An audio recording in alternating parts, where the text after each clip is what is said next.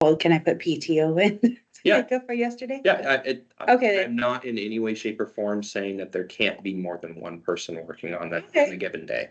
Okay. Yeah, that's totally fine if multiple people are working on them. Okay. And we've got tons I of heard, swing bed charts to catch up on, I heard. tons. Yeah. Probably.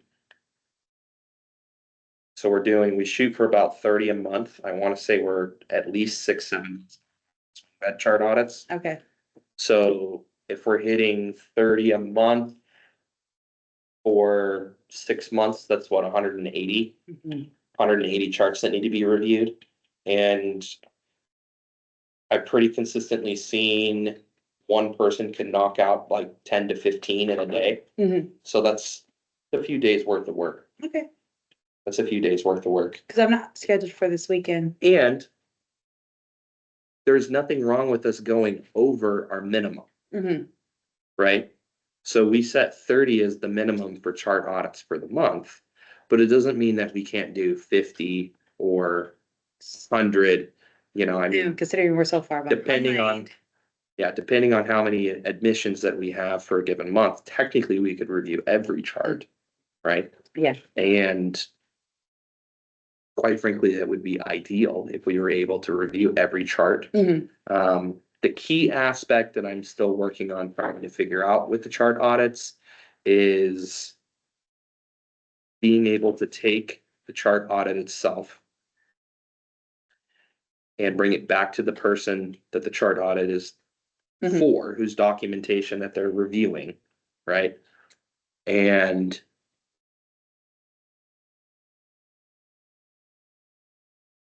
sorry. The hell? Thank the key. So, sorry, guys. You're There's fine. somebody rolling by creeping, for the people that are online. There's somebody rolling by in a car creeping. So being able to take those completed chart audits and then take them back to the person and go, hey, you know, you're missing this consistently, these are the last 5 chart audits that have been done on your charts.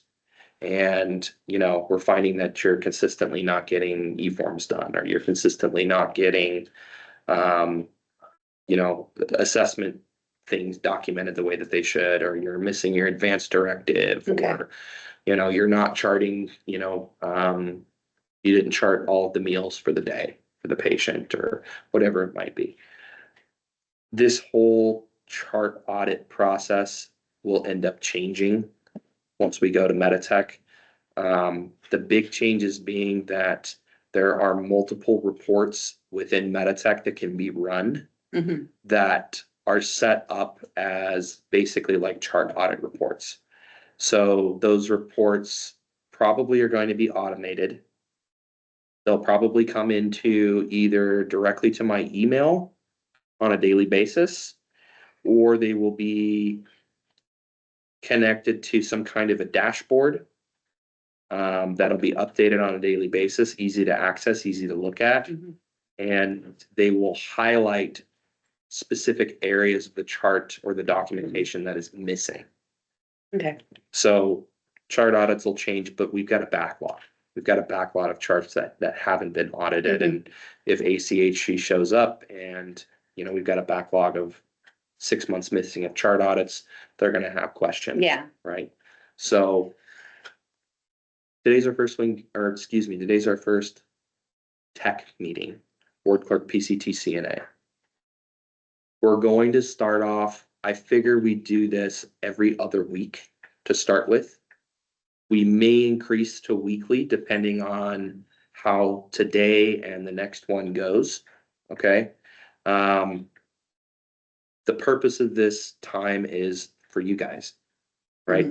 This is something that several of you asked for, that you don't feel that the team meetings give you an opportunity to represent topics that are specific to the techs. Mhm. And you're correct, it doesn't. Majority of the information that we cover typically has to do with nursing, and RNs and LPNs typically is focused on their stuff. Some of the content that we cover, did I record this?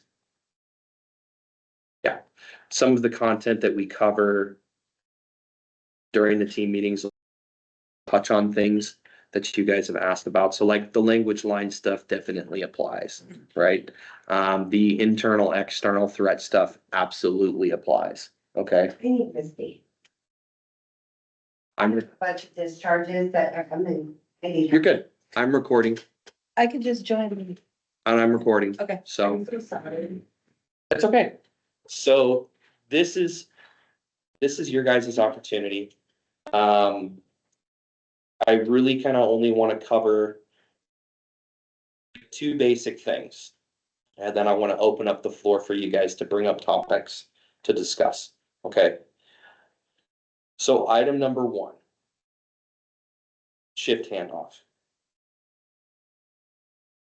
It is extremely important that when you guys come in to start your shift or when you are ending your shift, that you take the opportunity. No.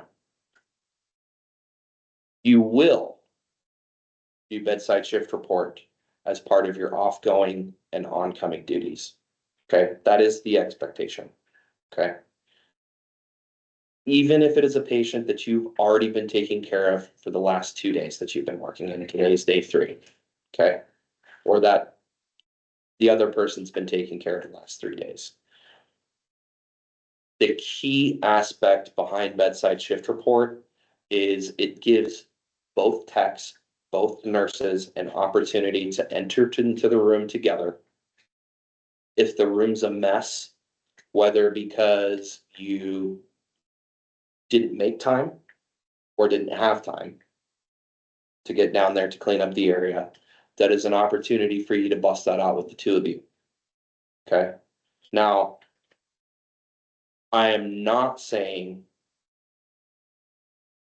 that it's to be taken advantage of and to save all of your work until the end of the day, as far as cleaning up in the room, taking out the trash, refilling the patient's water, making sure that the sink is cleaned up, making sure that their bedside table is cleared, right? I'm not saying to save that stuff until the end of the day so that you can have somebody else help you with the work that you should have gotten done. Okay. Ideally, maybe the patient decided to eat a late dinner and they still have their tray left. But everything else in that room should be pretty spick and span.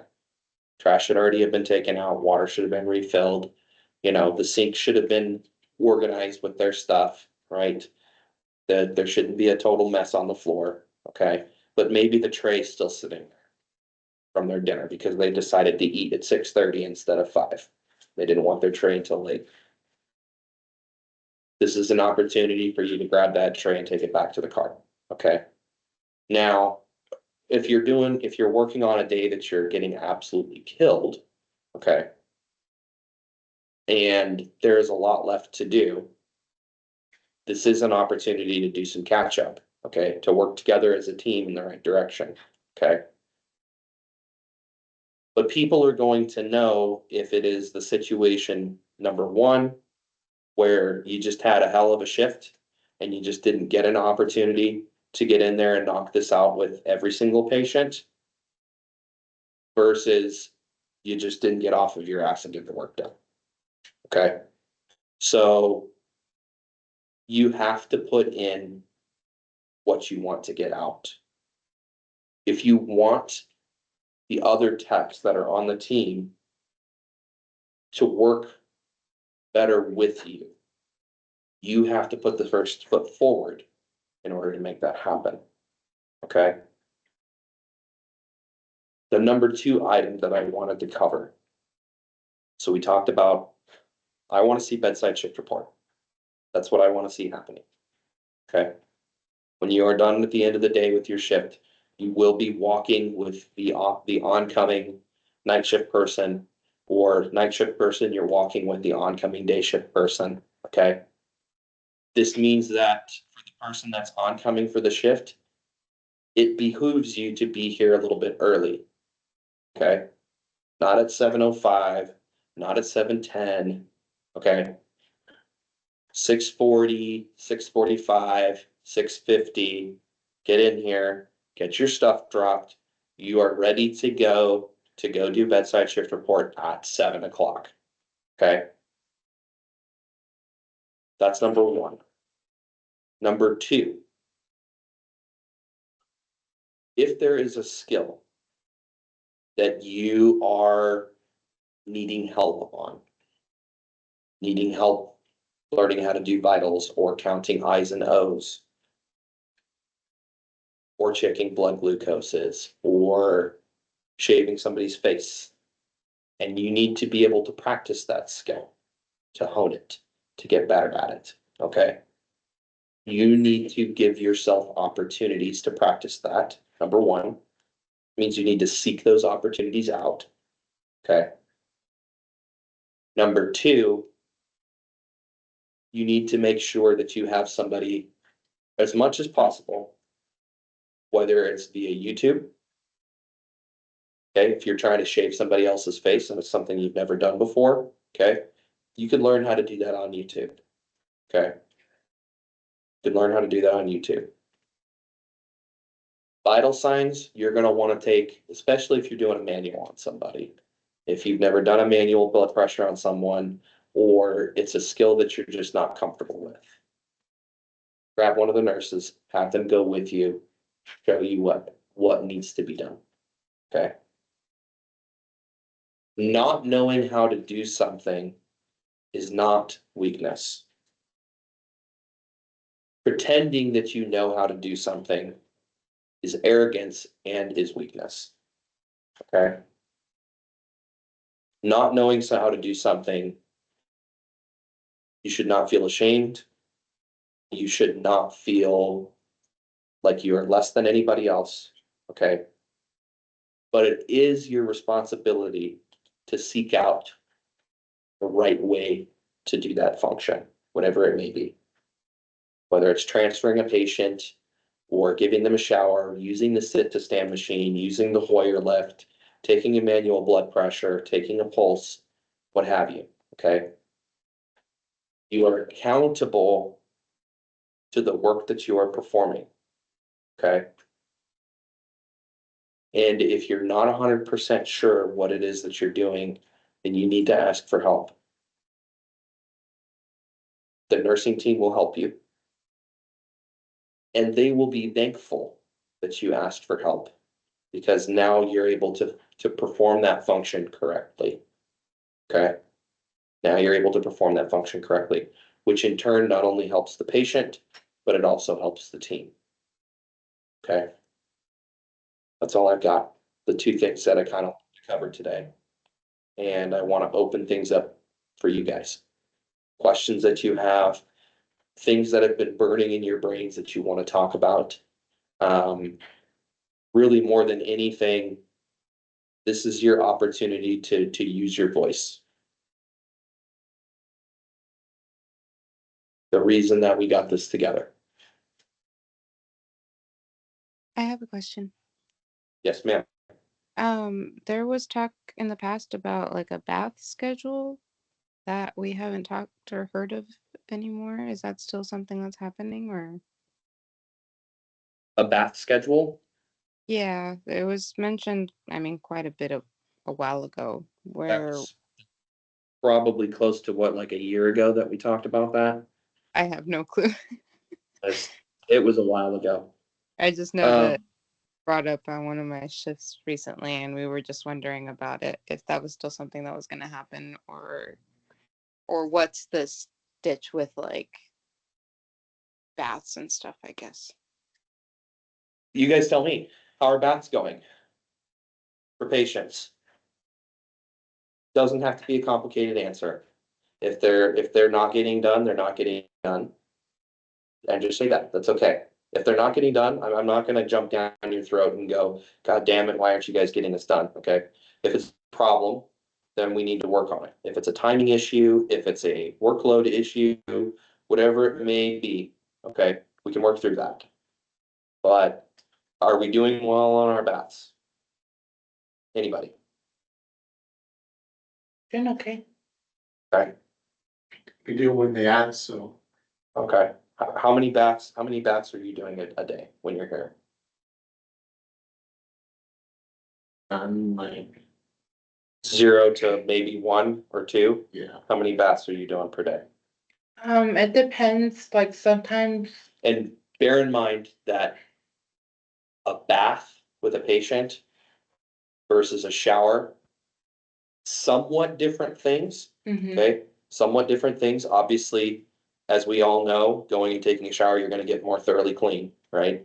But technically speaking, if the patient's in a situation where getting into the shower is not achievable for them, they can't stand or they can't sit and control their torso. And so their only option is just to do an in the bed bath or a TPA of some kind or washing themselves at the sink, okay? So well, for the sake of this conversation, we'll say showers, in bed baths, or TPAs. We're just gonna lump those all together. How many of any of those would you say combined that you do in a day? maybe 1 or 2. Okay. Night shift crew?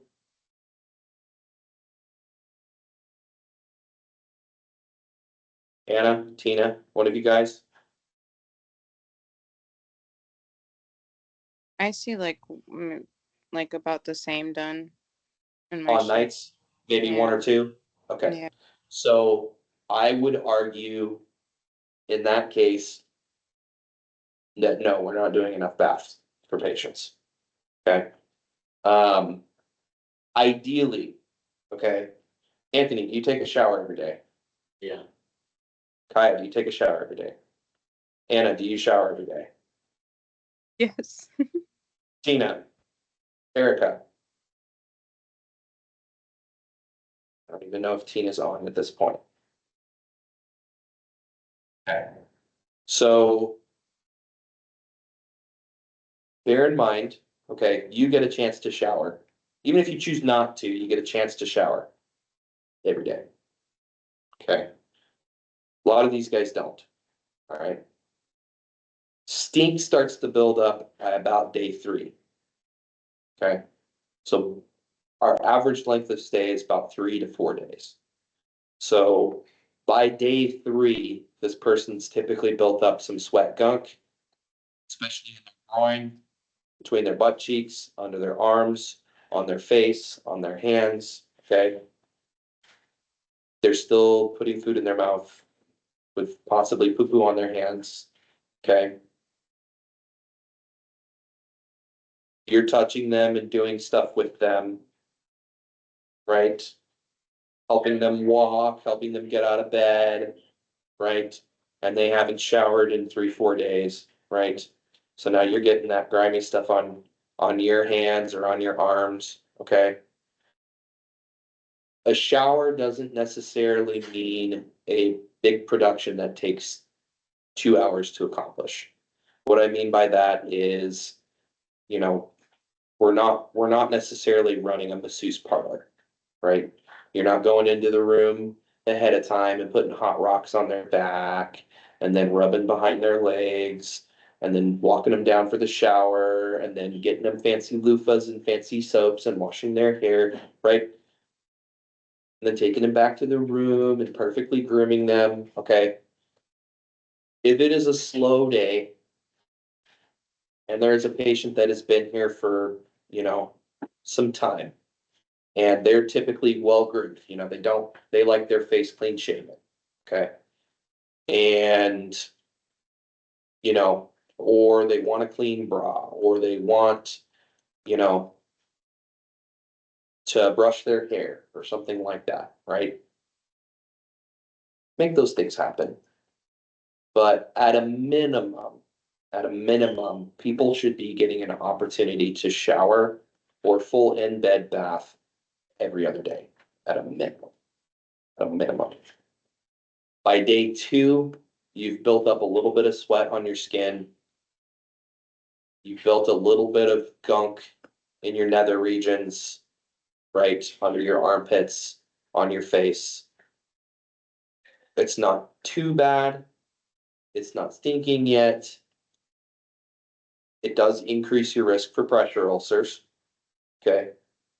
Being covered in sweat. But by day 3, the person's going to start to stink for sure. Guaranteed by day 3 at a minimum. So we do need to be showering people at least every other day. Now, you get a person that you go in and you're like, hey, we're doing, and when you approach people with an opportunity to shower, there are folks that you're gonna run into that are like, yeah, I don't wanna anything, right? So you want to be able to approach them with, when you have those folks that are resistant, hey, we are going to do a shower. You, me, we are leaving this room right now. We're gonna go do a shower. Get that train moving. Try your best not to let them give no as an answer, okay? If they do say no, I don't feel like getting up and walking. I'm in a lot of pain. Going and sitting in the shower right now just doesn't sound like a good time to me. Okay, then at a bare minimum, we're gonna get you up on the side of the bed so that you can, and always you're wanting them to do as much for themselves as possible, always.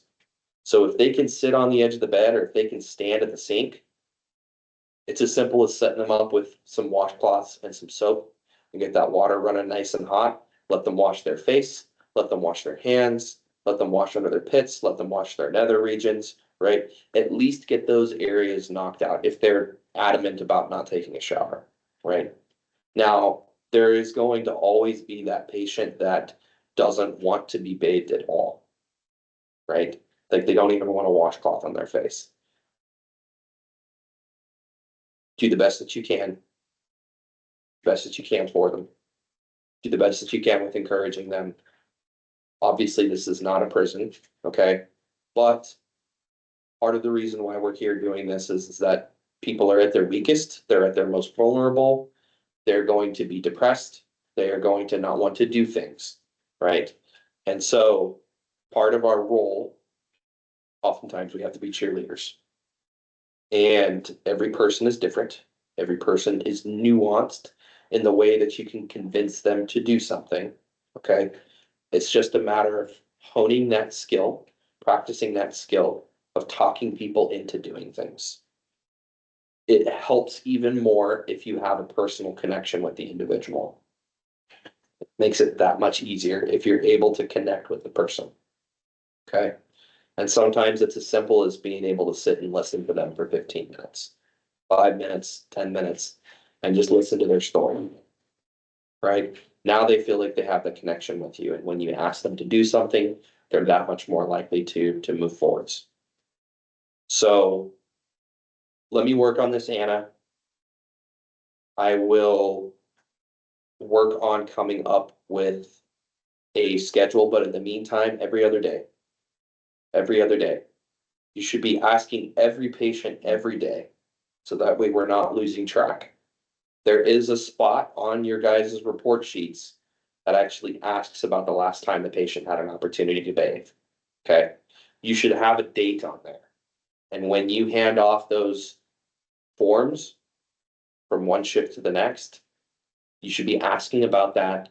If it's been 2 days, if it's been 2 days since the patient's taken a shower, that needs to be a priority in order to get one done for that person that day. Okay. Now, just because I say at a minimum, should be showering every other day, okay?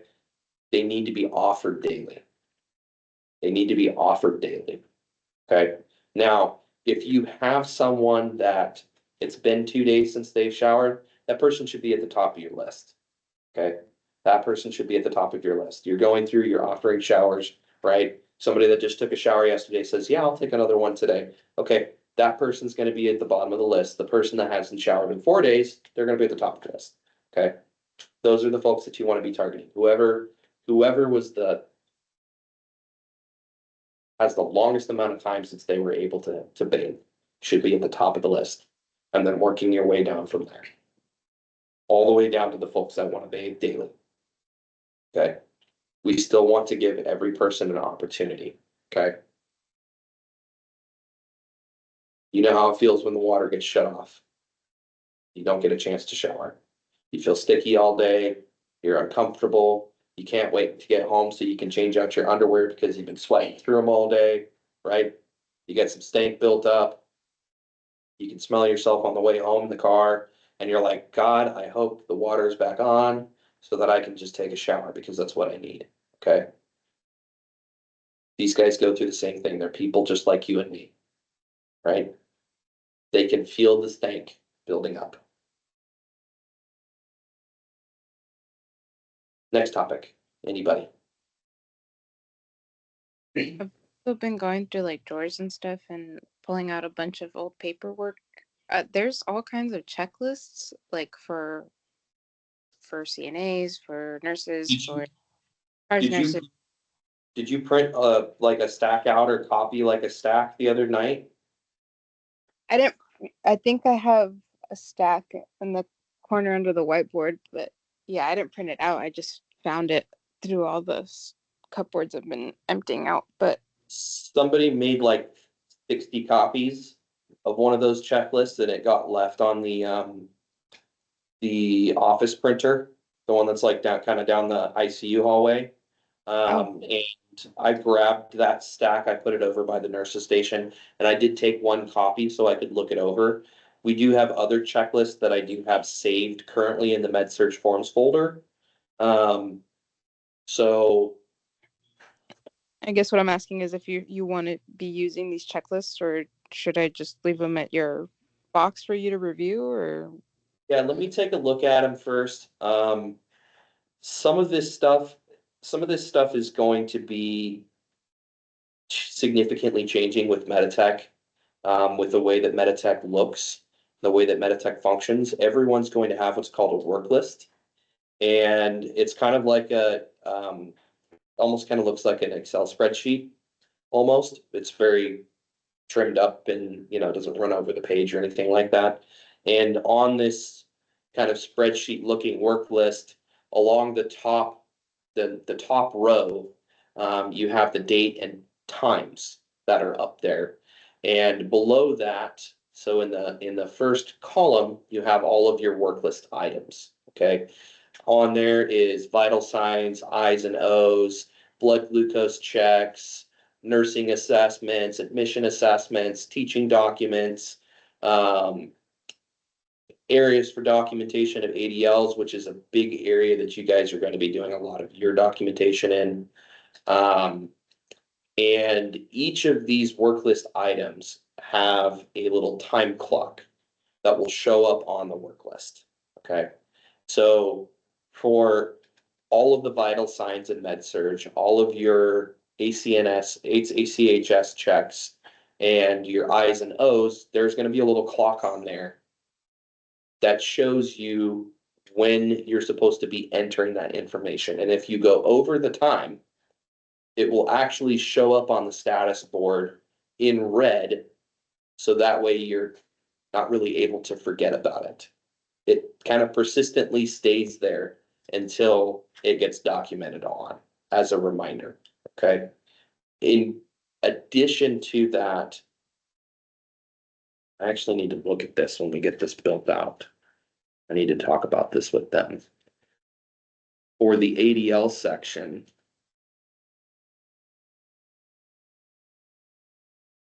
I'm going to see if there's a way that we can get some of that information on the status board so it's easy to see at a glance.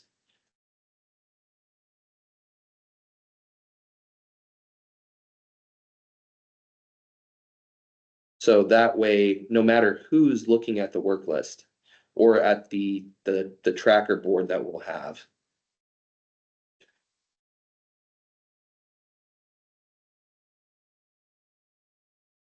and on that board, you can see, so like if I give a pain medication to a patient, I'm supposed to follow up on that pain medication within 30 minutes.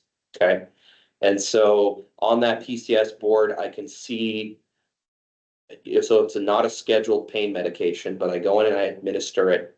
And then in the MAR, it's going to make a timestamp 30 minutes from the time that I administer the medication. That's going to pop up on the status board and remind me, so I don't have to make a sticky note. I don't have to set a timer on my watch. It's there to remind me that in 30 minutes I need to put in a pain reassessment. Okay. This new system is designed to work for you. Okay?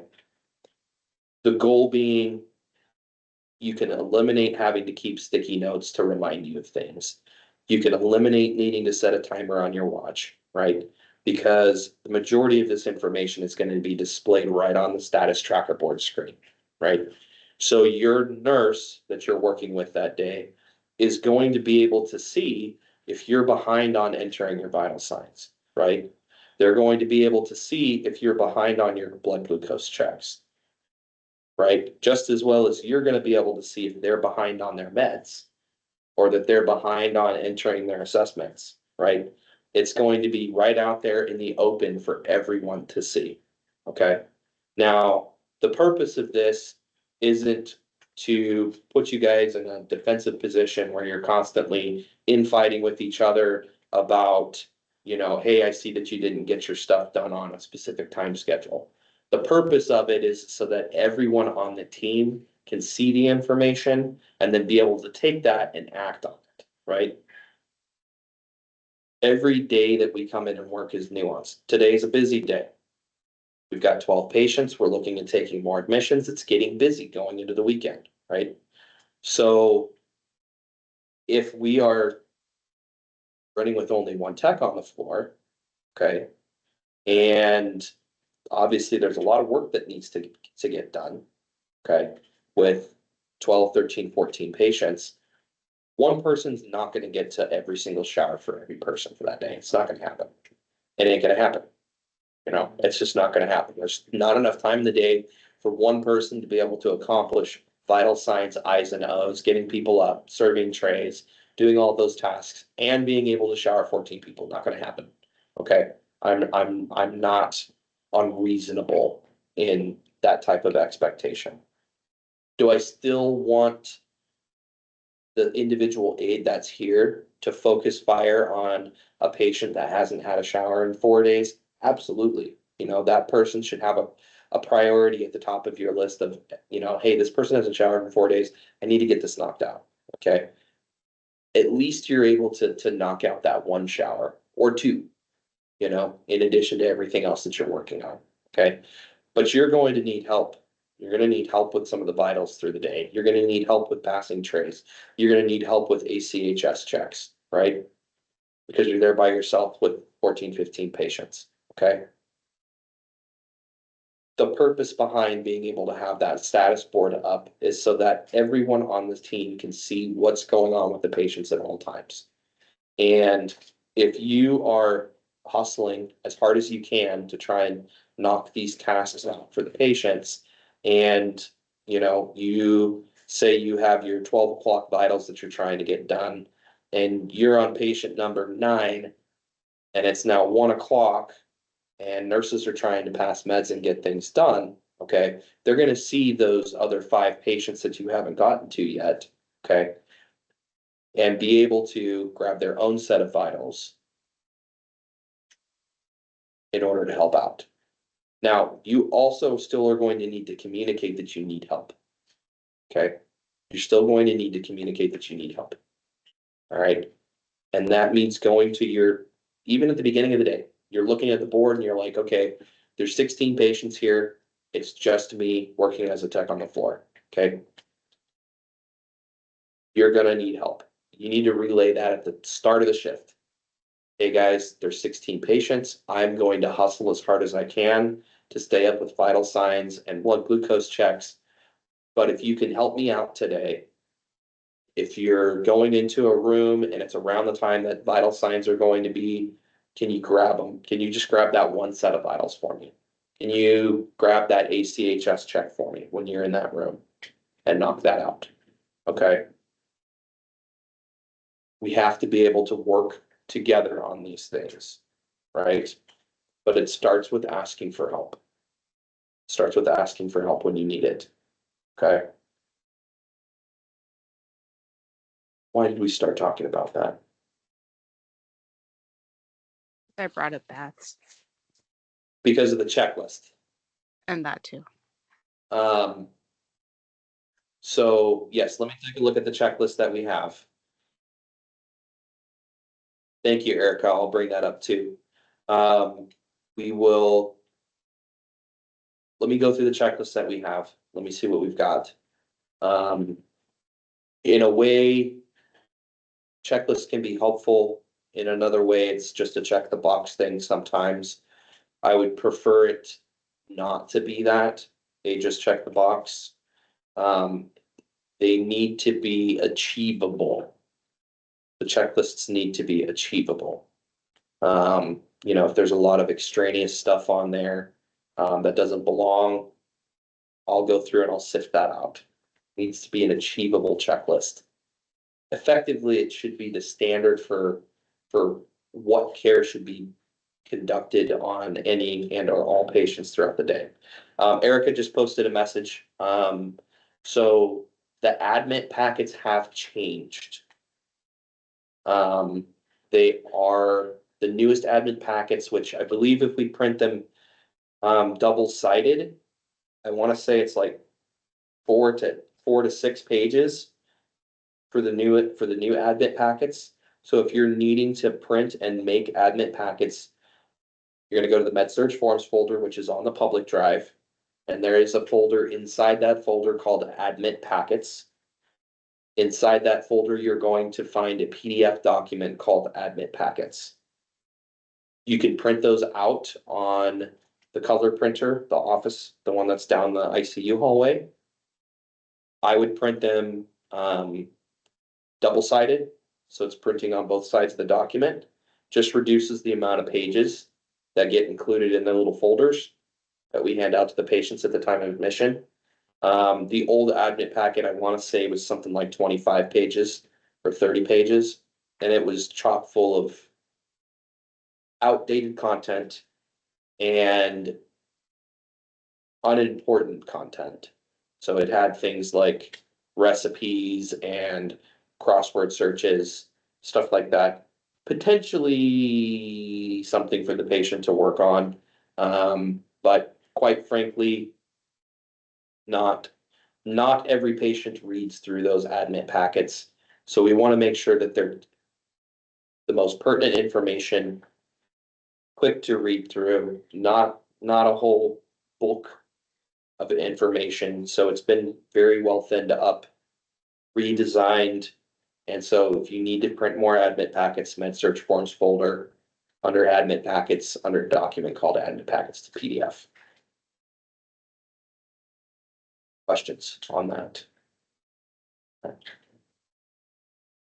What else would you guys like to cover today?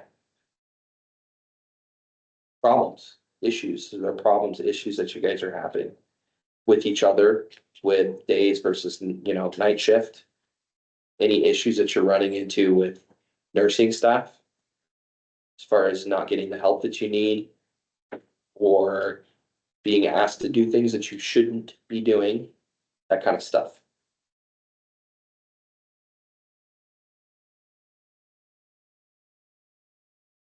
Anna, Tina, Erica?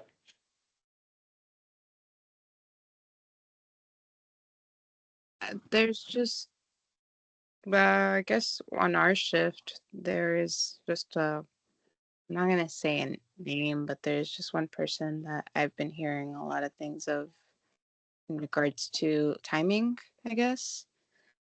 But I guess I can talk to you about that more privately. Sure, that's totally fine. Are we talking about a nurse, or are we talking about a member of the aid team, the tech team? The tech team. Okay. Yeah, we can take that one offline, not a problem. Cool. Any other topics that you guys want? This meeting is for you guys. So if there is stuff that is burning in your soul that you need to share with me, okay? Or that you've been wanting to talk about or ask about, or you're curious about, now is your opportunity. Let it off your chest. I could talk to you, but I think it's more of a private thing. Okay. Yeah. Okay. That's all, that's fine too. But anything for the benefit of the other members of the team. Erica did post, have a positive attitude and communicate. All right. I want you guys to think about things over the next week. Okay, we will be reconvening in 2 weeks on a Friday, 9 o'clock. Okay, I will be recording these sessions. Okay, the next one that we get together and do, I'll specifically have some topics lined out for you guys. I'm gonna address some of the items that were asked about today. More than likely, specifically as it pertains to the BAS schedule and the checklist questions that Anna had, I'll have a response for you guys before the next meeting. 2 weeks is a, or, yeah, 2 weeks is a little bit of time to wait for a response on that. But we will talk about it again at that meeting. Any topics that you guys, have that are pressing or things that you feel like we need to talk about, you're welcome to shoot me a message, text message, an email, and we can add it to the agenda. Whether it's about batch schedules or equipment that you're using, okay, or issues with staffing or issues with training or education, whatever it may be. Okay, this is an opportunity for you guys and for me to engage in a small group setting. There's 5 people that we're talking with right now, 5 people. Okay, that makes up all but one person on our A team currently, who's out there on the floor working because they need her at the moment. Okay, so we are going to be adding some more CNAs, PCTs to the team. We've got new employee orientation coming up on the 26th. And I have I want to say 2 CNAs or PCTs that are scheduled for that start date. So we will be adding additional members to the tech team starting the following week to start their orientation and training. I interviewed a candidate yesterday that I put an offer towards. She seemed like a potential solid addition to the team, is actually in the process of trying to get into med school. And has family that lives out in Havasu, is looking for a hospital to start working at as a tech. Has her CNA license, has worked in inpatient setting previously. So I think she'll be a good addition to the team. Sounds very flexible on days versus nights. I am going to have CNA orientation is going to be a combination of both days and nights. So as we add newer CNAs and PCTs to the team, they will orient on both day shift and night shift. Okay. There's opportunities to learn from different things from both shifts. I have another interview today with a CNA candidate at 10:30. And then I have two more next week. I want to say one is on Monday and one is on Tuesday or Wednesday. And then I've got 2 more applicants that I'm going to reach out to today to set up interviews for as well.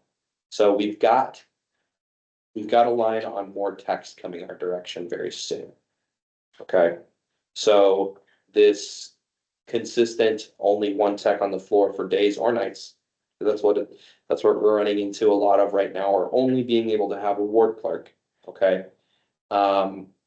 Will start to dry up here pretty soon, hopefully before we start getting into the busy season. Okay. Obviously, these people still are going to need some orientation, some of them more than others. Okay. And so I encourage you guys as we add new members to the team. Okay. This is an opportunity for you to shine. This is an opportunity for you to shine, to show your true potential by teaching, by training, by being welcoming for them. Okay, we need them here. You guys need them here. I can only imagine how absolutely pissed off you are when you walk in for a shift and you're the only person scheduled on the floor and there's 15 patients. I know I would be absolutely beside myself. Okay, that's a lot of work to get done for one person in a day. 15 people is too much.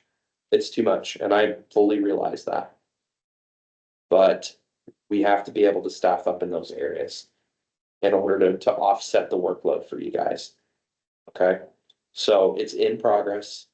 I've got at least 2 people that'll be starting after the 26th. Hopefully, I did send that offer out yesterday. We'll see how the one goes today.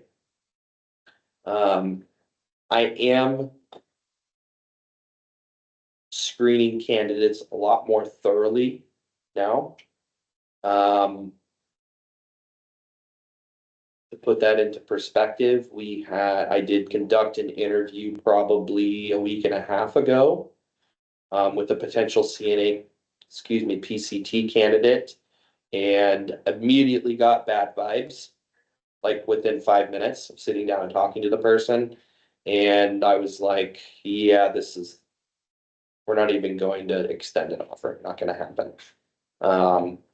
Because I fully anticipated they were going to bring all of their drama with them that I could see within the first 5 minutes. Okay, that's not what we need here. We need a dependable team. We need techs that are willing to work together between days and night shift, right? I can't do this by myself. You can't do this by yourself. This whole place requires hundreds of people to run, and we need every single one of them. We need every single one. Parker's a small place. There's not a lot of people that live here. There's a very small section of the population that's here that likes to work in medical, you know? And so it's difficult for us to find quality people, but I will take my time and sift through to make sure the additions that we add to the team are solid. Bear in mind, any new person that joins the team is on a 90-day probation. I don't know how familiar you guys are with how fire departments are run, but in a fire department setting, the first year as a new firefighter, you are typically on probation, which effectively means that if the management or if members of the team feel like you're just not a good fit, that's simple. They can have you exit stage left. And that's how our 90-day probation period is as well. And so if we bring somebody on that is just not a good fit for the team, we can have them exit stage left before they get past their 90 days. Okay. And this is my promise to you now. Okay. And I say this knowing that we have brought people on that have either ended up being terminated later on or that still remain on the team that probably shouldn't have made it past their 90 days. Okay. I will be paying a lot closer attention. I will be listening to you guys and taking cues from you as we bring new team members on. Okay. Now, what I'm asking you to do when you are going through and you're training a person, when you are going through and you are working alongside them, okay? We do want to give every potential person the benefit of the doubt, okay? We want to give them benefit of the doubt, okay? You see somebody do something incorrectly or behave incorrectly once, maybe it's a bugaboo, maybe it won't happen again. Twice, okay, now we're having a conversation with the individual. 3 times they're at the door. Okay. We will not tolerate people that falsify documentation. Okay, that means falsifying medical records, vital signs, I's and O's, ACHS checks. Okay, that is not okay. That is blatant forgery. Okay. Potentially puts a patient in a very high risk situation. We are trying to change the culture in the department. If we bring a member onto the team and they come in here and they are a chicken with their head cut off as far as it concerns their social capabilities with the other members of the team, and they are not meshing whatsoever, they just don't fit, we will not keep them here. Okay, now, I'm not saying to target somebody because they come off a little weird, or targeting someone because you feel threatened by them. Okay, you should not feel threatened by anyone in the position that you are in. Okay. You have a full-time position here or a part-time position here, okay? Your position is secured based on your own actions and conduct. You earn your place, just like I earned my place here, okay? It is a at-will state, which means for all intents and purposes, I personally did not sign a contract with the organization that said that they had to keep me here for a set amount of time.